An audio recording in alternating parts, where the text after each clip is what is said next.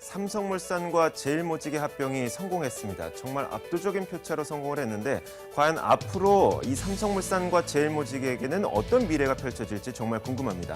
먼저 오늘 표결 결과부터 살펴보도록 하겠습니다. 일단 이렇습니다. 오늘 주주총회에 참석했던 주식의 출석률은 83.57%였습니다. 이 가운데 3분의 2 이상인 55.71% 이상의 찬성표를 받게 되면 합병은 성공할 수 있게 되는 것이었는데요. 결과를 살펴보도록 하죠.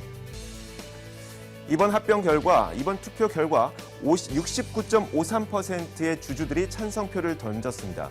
55%보다도 훨씬 더 많은 주주들이 찬성표를 던지면서 결국 삼성물산과 그리고 제일모직의 합병은 성공을 하게 된 것이었습니다. 이번에 올라왔던 안건은 3가지가 있었습니다. 살펴보도록 하죠. 첫 번째 안건은 바로 합병 승인 안건이었습니다. 이것은 오늘 조금 전에 결정이 났고 그리고 현물 배당에 대한 건은 부결이 났습니다. 현물 배당은 이겁니다. 현물 배당은 현금이 아니라 다른 주식이나 다른 실물 자산을 이용해서 배당을 하는 것을 의미하는데요. 삼성물산 주주들이 이번에 제일모직 주주들과 합병을 하게 되면서 상대적으로 지분율이 낮아진 삼성물산 주주들에게 현물로 배당을 하라는 것이었습니다. 하지만 이것은 안타깝게도 부결이 났고 방금 나온 소식입니다. 이 중간 배당 역시 현물로 중간 배당을 하라는 안건이 포함되어 있었다 보니까 중간 배당까지도 이번에 부결이 된 상황입니다. 이 3가지 안건 가운데 통과된 것은 합병 승인 안건이죠. 가장 중요한 것이었습니다. 앞으로 우리에게 남아있는 시나리오 어떤 것들이 있을까요? 물론 합병이 성공하긴 했습니다만 엘리엇은 여기서 멈추지 않을 수도 있습니다. 우리에게는 끝이 나지 않았을 수도 있다는 얘기인데 그 이유는 바로 이겁니다. 엘리엇이 국제법에 의거해서 소송을 할 가능성이 있는 것이죠. 국내법상 이번 합병은 전혀 문제가 없지만 국제법상으로 봤을 때 관례와 조금 다른 부분도 있습니다. 이런 부분을 걸고 넘어져서 엘리엇이 합병 무효 소송을 제기하게 된다면 상당히 큰 난국을 맞을 수도 있는 것입니다. 또 한 가지 소송 가능성도 있는 것이죠. 자, 엘리엇의 주식 매수 청구권 가격을 재조정해달라는 이런 소송을 낼 수도 있는 겁니다. 현재 주식 매수 청구권 가격은 57,000원 정도에 설정이 되어 있는데 엘리엇이 삼성물산의 주식을 사들였던 가격이 약 63,000원입니다. 63,000원에 산 주식을 57,000원에 팔 리는 없겠죠.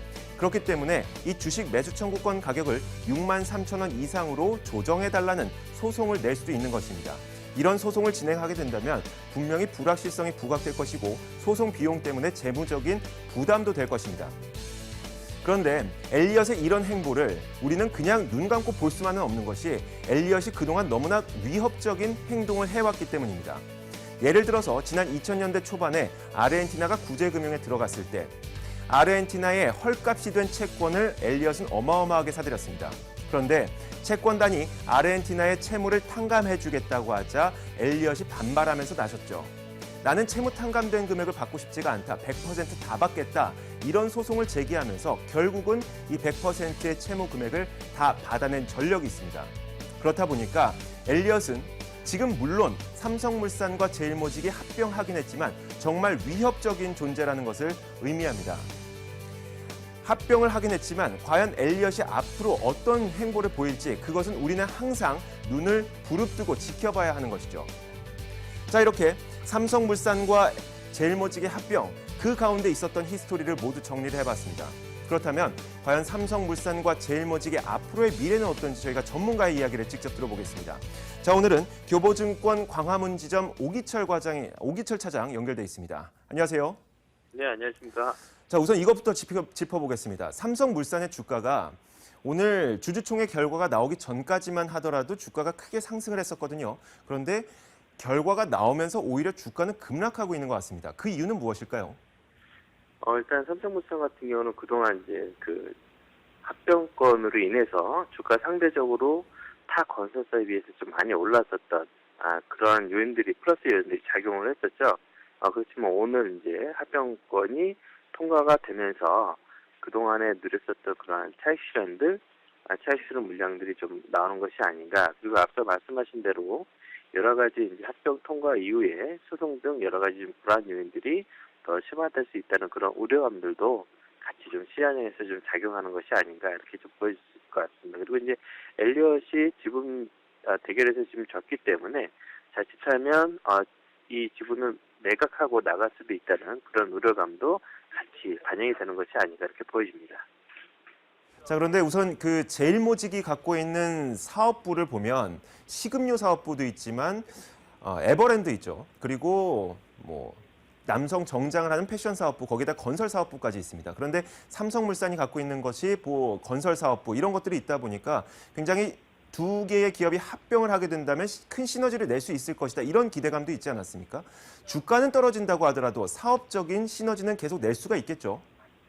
예, 그렇습니다. 일단은 제일모직과 삼성물산이 합병이 승인되면서 제일모직이 패션, 식음료, 바이오 산업에서 좀 시너지 창출이 좀 본격화될 것 같습니다. 특히 제일모직과 삼성물산이 삼성바이오로직스 지분이 이제 합계가 이제 51%를 넘어서면서 그동안 신수종 사업으로 계속적으로 좀 투자를 했었던 바이오 부분에 최대 주주로 이제 적극적인 사업 시너지 효과가 좀 나타나지 않을까.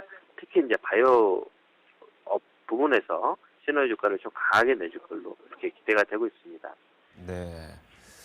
그동안 이 제일모직의 삼성가의 지분이 굉장히 많이 있었습니다. 하지만 이 제일모직을 통해서 삼성생명 그리고 삼성전자까지 이어지는 이 구조 자체가 이 삼성그룹 내에서 지배구조에 굉장히 복잡한 것이다라고 이야기가 있지 않았습니까? 그런데 이제 삼성물산과 제일모직이 합병을 하게 되면서 삼성물산을 통해서 직접 삼성전자를 지배할 수 있는 구조가 됐습니다. 이제 어떤 지배구조 개편에 고비를 크게 넘기게 된 것인데 이것에 대한 평가는 어떻습니까?